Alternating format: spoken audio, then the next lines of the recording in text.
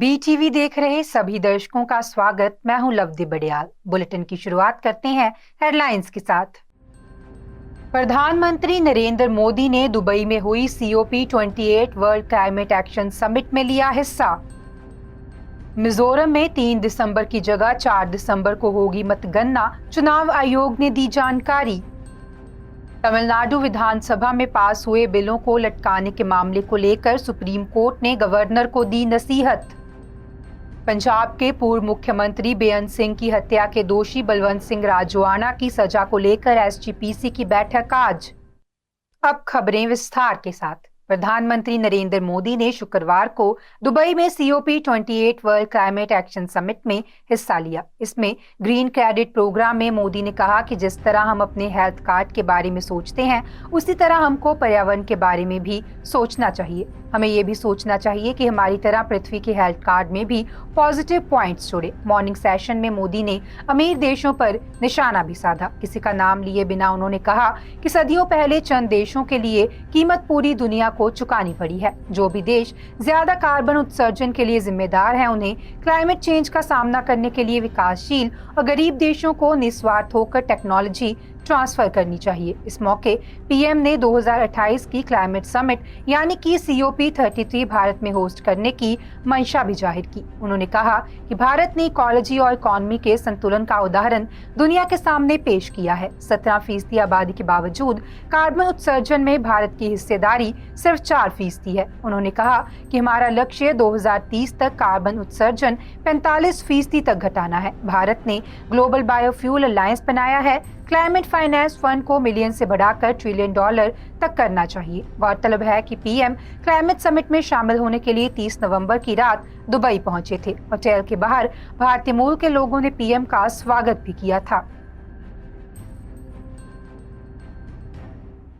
मिजोरम में 3 दिसंबर की जगह 4 दिसंबर को मतगणना होगी। शुक्रवार को चुनाव आयोग ने ये जानकारी दी है। गौरतलब है कि राज्य की 40 सीटों पर 7 नवंबर को वोटिंग हुई थी, जिसकी काउंटिंग 3 दिसंबर यानी कि रविवार को होनी थी। इसके विरोध में NGO coordination committee, central young Mizo association और मिजो जिरलाई पॉल जैसे संगठन प्रदर्शन कर रहे थे। 1 दिसंबर को इन लोगों ने राजभवन के पास एक रैली की, जिसमें NGO-CC के चेयरमैन लालहम छुआना ने चुनाव आयोग पर आरोप लगाया कि पॉलिटिकल पार्टी, चर्चों और NGO ने चुनाव आयोग से कई बार काउंटिंग की तारीख बदलने की अपील की है, लेकिन उन्होंने कोई प्रतिक्रिया नहीं दी। दरअसल मिजोरम में बड़ी संख्या में क्रिश्चियन समुदाय के लोग रहते हैं। रविवार ईसाइयों के लिए पवित्र दिन माना जाता है और ईसाई समुदाय कई धार्मिक कार्यक्रम भी करते हैं। काउंटिंग के कारण इनमें बदलाव करना पड़ेगा, इसलिए मांग की जा रही थी कि इस दिन राज्य में वोट काउंटिंग ना कराई जाए। बता दें कि राज्य की कुल आबादी करीब 11 लाख के करीब है, जिनमें से 9.56 लाख ईसाई हैं।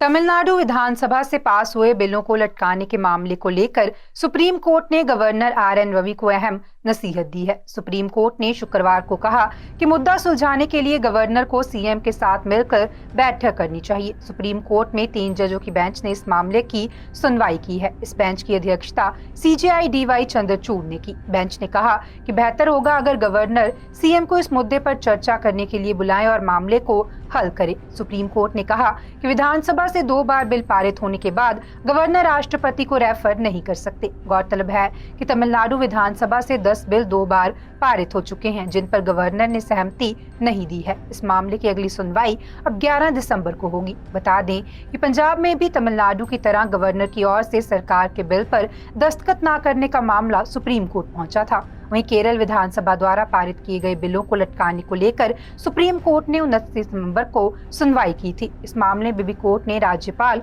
और संबंधित मंत्री और CM को साथ में बैठकर चर्चा करने को कहा था। पंजाब के पूर्व मुख्यमंत्री बेअंत सिंह की हत्या के दोष में मौत की सजा पा चुके बलवंत सिंह राजोआना के लिए आज श्रोमणी गुरुद्वारा प्रबंधक कमेटी बैठक करने जा रही है। इस बैठक में दिल्ली सिख गुरुद्वारा प्रबंधक कमेटी और दमदमी टकसाल सहित कुल 11 सिख संगठनों को न्योता दिया गया है। बैठक में राजोआना की सजा को उम्र कैद में बदलवाने की रणनीति तैयार होगी। दरअसल बलवंत सिंह राजोआना के कुछ दिन पहले श्री अकाल तख्त साहिब के जथेदार ज्ञानी रघबीर सिंह को लिखे खत के बाद SGPC हरकत में आई है। श्री अकाल तख्त साहिब के जथेदार ज्ञानी रघबीर सिंह ने एसजीपीसी प्रधान एडवोकेट हरजिंदर सिंह धामी को राजवाना से मुलाकात को कहा था। मुलाकात के बाद 30 नवंबर को एसजीपीसी की बैठक बुलाई गई थी, जिसमें 11 संगठनों को एक साथ बैठाकर फैसला करने पर सहमति बनी थी। बता दें कि एसजीपीसी जेल में बंद राजवाना की तरफ से 5 दिसंबर से घोषित भूख हड़ताल को रुकवाना चाहती है। वहीं राजवाना उनकी सजा को लेकर केंद्र सरकार की तरफ से फैसला न लिए जाने और एसजीपीसी व अकाली दल की तरफ से ठोस कदम न उठाए जाने से खफा है। राजवाना ने बीते दिनों प्रधान धामी से मुलाकात के समय भी स्पष्ट कर दिया था कि एसजीपीसी की तरफ से 2011 में राष्ट्रपति को डाली गई मर्सी पिटीशन भी वापस ली जाए। बता दें कि राजवाना के लिए एसजीपीसी की तरफ से राष्ट्रपति को डाली गई मर्सी पिटीशन 2011 से पेंडिंग है। दरअसल राजवाना को पूर्व मुख्यमंत्री बेअंत सिंह की हत्या के आरोप में फांसी की सजा दी जा चुकी है, लेकिन मर्सी पिटीशन के कारण न तो उन्हें फांसी दी गई है और न ही उनकी सजा को अभी तक उम्र कैद में बदला गया है। एसजीपीसी की मर्सी पिटीशन में भी राजवाना की मौत की सजा को उम्र कैद में बदलने की मांग की गई थी। इतना ही नहीं, 550 में प्रकाश पर्व के दौरान भी पहले बंदी सिंहों को रिहा करने और राजवाना की सजा को उम्र में बदलने की नोटिफिकेशन की गई थी, लेकिन इस नोटिफिकेशन पर भी अभी तक अमल नहीं हुआ है।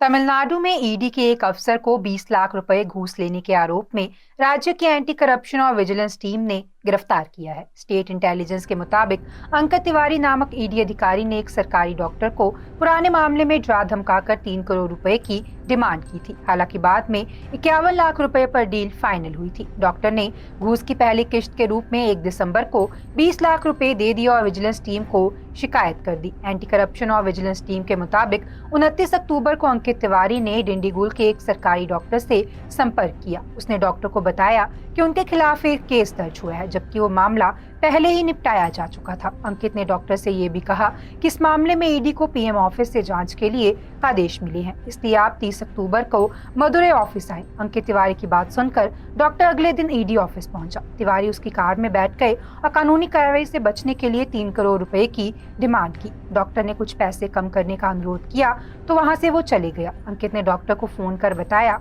कि उसने अपने सीनियर अफसर से बात की है, वे 51 लाख रुपए पर सहमत हुए हैं। डॉक्टर भी 51 लाख देने को तैयार हो गया। 1 दिसंबर को डॉक्टर ने अंकित को रिश्वत की पहली किश्त के तौर पर 20 लाख रुपए दिए। स्टेट एजेंसी ने अंकित को रंगे हाथ दबोच लिया। बता दें कि अंकित को 15 दिसंबर तक जुडिशियल रिमांड में भेज दिया गया है। उधर एंटी करप्शन की टीम मदुरै में ईडी ऑफिस में तलाशी ले रही है। डीवीएसी ने बताया उन्हें शक है कि अंकित ने इसी तरह से कई और लोगों को धमकाकर घूस ली होगी। इसके लिए अंकित के घर पर भी तलाशी ली जा रही है। इस बीच सीआरपीएफ की एक टीम शुक्रवार देर रात मदुरै में ईडी सब जोनल ऑफिस पहुंची, जहां डीवीएसी अधिकारी अंकित तिवारी से जुड़े मामले में तलाशी ले रहे हैं।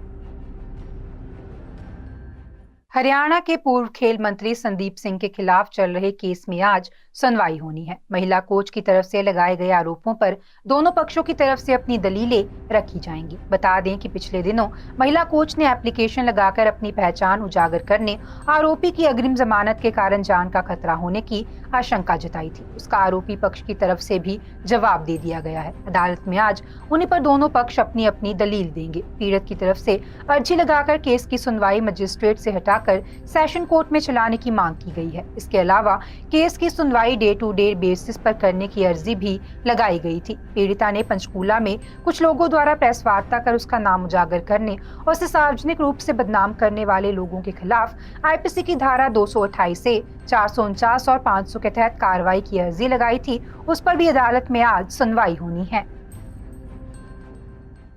उत्तराखंड में 8 और 9 दिसंबर को होने वाले ग्लोबल इन्वेस्टमेंट समिट के लिए तैयारी को अंतिम रूप दिया जा रहा है। सरकार से लेकर प्रशासन तक इस समिट को सफल बनाने की तैयारी में जुट चुका है। खुद मुख्यमंत्री Pushkar Singh Dhami global investment summit की मॉनिटरिंग कर रही हैं। अब मात्र 1 सप्ताह का समय बचा है जब यह आयोजन देहरादून में आयोजित किया जाएगा। माना जा रहा है कि इस आयोजन में प्रधानमंत्री नरेंद्र मोदी से लेकर कई केंद्रीय मंत्री देहरादून आ सकते हैं। इन्हें निमंत्रण देने के लिए मुख्यमंत्री पुष्कर सिंह धामी दिल्ली पहुंच गई हैं। ग्लोबल इन्वेस्टमेंट समिट में देश ही नहीं बल्कि विदेशों से भी बड़े उद्योगपति आएंगे, इसलिए देहरादून शहर को भी खूबसूरत तरीके से सजाया और संवारा जा रहा है।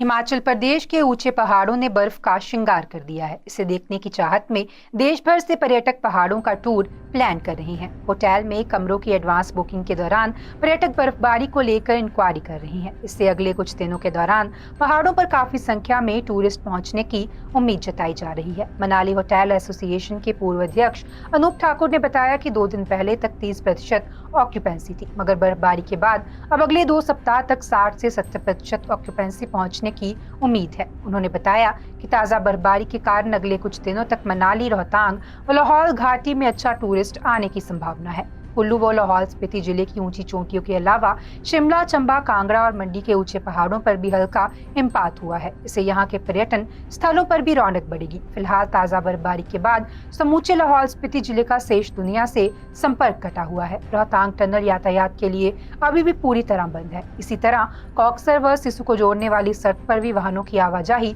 बंद हो चुकी है। आज के बुलेटिन में फिलहाल इतना ही। आप देखते रहें BTV, be positive, be yourself.